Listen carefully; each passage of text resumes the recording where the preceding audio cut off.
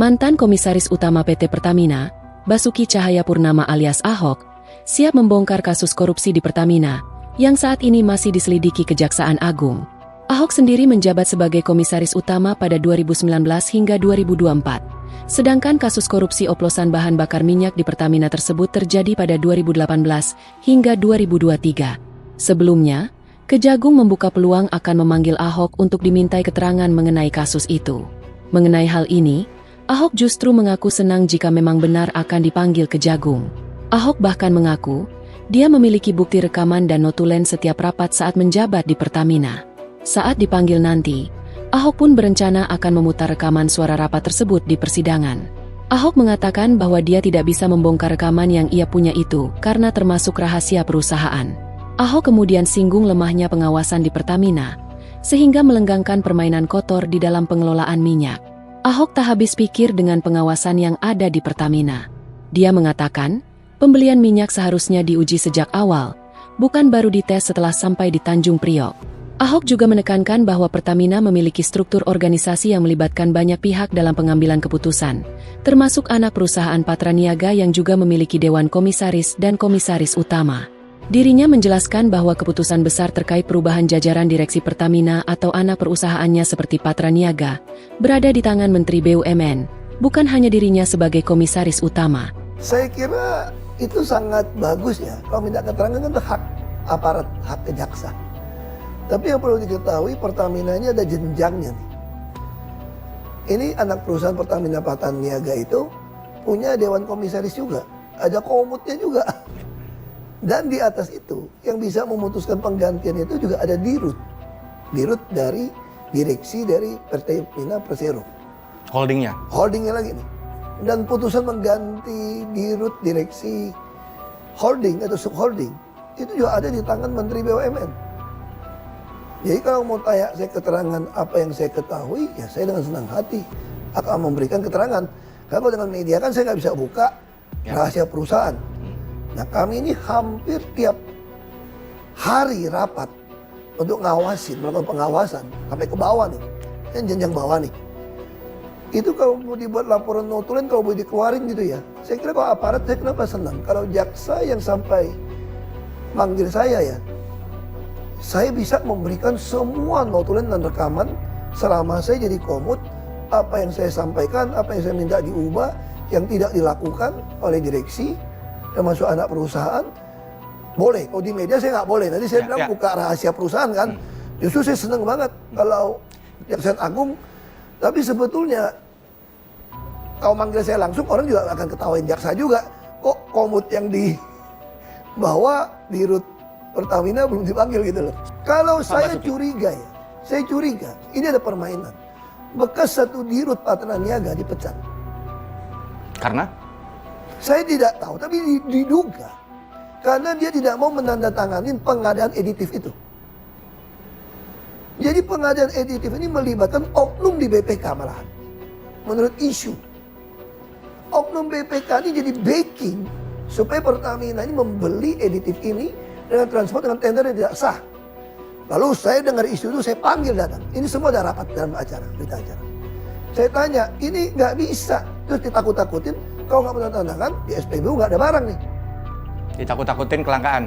Kelangkaan nih. Padahal saya bilang, mana bisa tender dipisah antara transport dengan editif. Lalu karena transport lebih mahal, dikalahkan. Editif yang lebih murah, kalau nggak salah seperti itu. Lalu saya bilang, dirutnya kalau tanda tangan, kau akan laporin nih. Dirutnya nggak mau tanda tangan Patraniaga. Lu bisa cari namanya siapa. Bekas orang Telkom, saya nggak usah sebut namanya. MK lah, singkatannya lah. Saya gini lah, kalau menurut saya, ini permainan sudah lama yang masing-masing penguasa tidak mau stop. Makanya kenapa orang takut saya jadi dirut, demo-demo. Kalau saya jadi dirut, saya bisa langsung pecat tuh dirut subholding. Karena untuk ke notaris saya yang putuskan. Dan saya tidak pernah takut sama Menteri BUMN manapun, sama saya benar. Jadi kenapa saya dikurung, tidak boleh jadi dirut? Janjikan saya jadi dirut untuk membereskan. Makanya saya hanya bisa melakukan sebatas bisa saya awasin. Nah. Ini bukan beyond, ini ada tangan yang berkuasa ikut main kalau menurut saya gitu loh. Di Republik ini. Itu yang saya maksud, beyond kalau urusan saya mau subholding beresin perusahaan. apa yang susah? Saya kasih contoh gini ya. Ini bisa jadi lebar kemana-mana kasusnya kok dibongkar. Saya senang banget ini. Ya. Saya kasih contoh begini. Ya. Saya agak emosi nih soal ini. Saya di sini bukan mau mendefend Pertamina atau siapapun. Saya ingin masyarakat tuh mengerti bahwa akar masalah Republik Indonesia adalah korupsi dan kemunafikan. Jadi orang semua saling sandra menyandra, ada dikasih jabatan, wewenang. Saya dengar isunya, kita butuh 800 ribu lah, kira-kira BBM dan minyak mentah, impor. Isunya itu bisa bagi-bagi sampai $2-4 per barrel. Per barrel. Nah kalau yang paling berkuasa dapat $2 per barrel, itu 1,6 juta. Makanya saya bilang, pemerintah saat ini, kalau tidak mau memperlakukan e-katalog di LKPP pengadaan bahan migas, saya berani jamin cuma mau ganti pemain. Ada yang mau makan itu uang. Oke. Saya mau tegaskan seperti itu aja. Sebelumnya diberitakan, Kejaksaan Agung, Kejagung, membuka peluang memeriksa mantan Komisaris Utama, Komut, PT Pertamina, Persero, Basuki Cahayapurnama alias Ahok dalam upaya menuntaskan kasus dugaan tindak pidana korupsi dalam tata kelola minyak mentah dan produk kilang pada PT Pertamina, Subholding, dan kontraktor-kontrak kerjasama, KKKS, tahun 2018 hingga 2023. Direktur Penyidikan Jaksa Agung Muda Bidang Tindak Pidana Khusus, Dirdik Jampitsus, Kejagung Abdul Qohar mengatakan, tidak hanya Ahok, namun semua pihak yang diduga terlibat dalam perkara tersebut dapat diperiksa.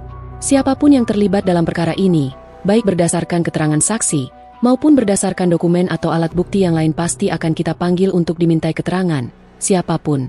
Tutur Qohar di Kejagung, Jakarta Selatan, Rabu, 26 Februari 2025, malam. Ahok diketahui menjabat sebagai Komut PT Pertamina, Persero, sejak 22 November 2019 berdasarkan keputusan Menteri BUMN selaku Rapat Umum Pemegang Saham, RUPS, PT Pertamina nomor SK 282 MBU 11 2019 tanggal 22 November 2019. Dia kemudian mengajukan surat pengunduran diri pada 2 Februari 2024 yang dikirimkan ke Kementerian BUMN selaku pemegang saham Pertamina. Sebagai informasi, Kejagung menetapkan 7 tersangka di kasus-kasus dugaan tindak pidana korupsi dalam tata kelola minyak mentah dan produk kilang PT Pertamina, Subholding, dan kontraktor-kontrak kerjasama tahun 2018 hingga 2023. Kerugian negara dalam perkara tersebut ditaksir mencapai Rp193,7 triliun. Kerugian keuangan Rp193,7 triliun yang bersumber dari berbagai komponen.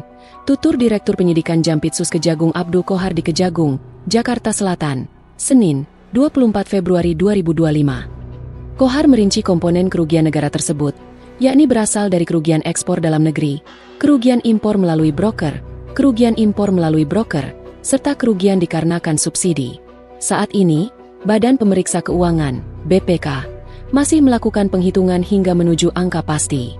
Dan karena ini selama 5 tahun 2018 hingga 2023, nanti finalnya akan kami sampaikan setelah perhitungan oleh audit BPK sudah selesai. Yang pasti kami sudah gelar perkara dengan BPK, sudah kami tuangkan dalam risalah hasil ekspose sehingga di sana ditemukan kerugian keuangan negara, kata Qohar. Ketujuh tersangka langsung ditahan selama 20 hari ke depan, terhitung tanggal 24 Februari 2025. Mereka yang ditetapkan tersangka adalah 1. Rifa Sihaan, RS, selaku Dirut PT Pertamina Patra Niaga. 2. Sani Dinar Saifuddin, SDS, selaku Direktur Optimasi Feedstock dan Produk PT Kilang Pertamina Internasional. 3. Yoki Firnandi, YF, selaku Dirut PT Pertamina International Shipping. 4. Agus Purwono, AP, selaku Vice President Feedstock Manajemen PT Kilang Pertamina Internasional. 5. Muhammad Keri Andrianto Riza, Mkar, selaku Beneficial Owner PT Navigator Katulistiwa. 6. Dimas Werhaspati, DW, selaku Komisaris PT Navigator Katulistiwa sekaligus Komisaris PT Jenggala Maritim. Dan 7. Gading Ramadan Joedo, GRJ, selaku Komisaris PT Jenggala Maritim sekaligus Dirut PT Orbit Terminal Merak.